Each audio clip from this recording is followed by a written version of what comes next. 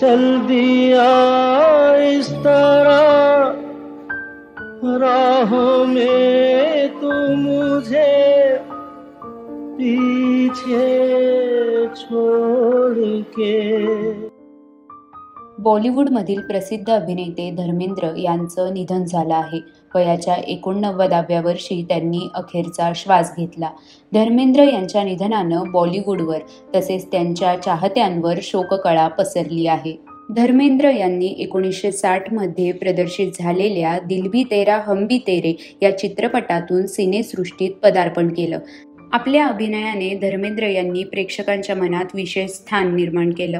शोले या चित्रपटातील त्यांनी साकारलेल्या वीरू या भूमिकेने प्रेक्षकांची मनं जिंकली. तसेच त्यांच्या चुपके चुपके, फूल और पत्थर, मेरा गाव मेरा देश, सीता और गीता या चित्रपटांना प्रेक्षकांची पसंती मिळाली.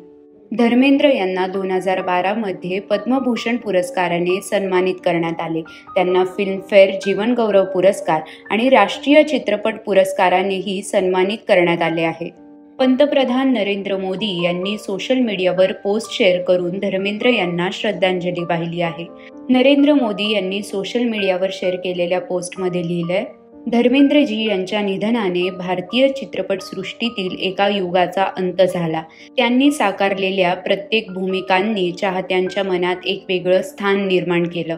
धर्मेंद्रजींचा स्वभाव, त्यांचा साधेपणा, त्यांच्यातील नम्रता कायम स्मरणात राहील. या कठीण प्रसंगी त्यांच्या कुटुंबासह माझ्या संवेदना आहेत. ओम शांती.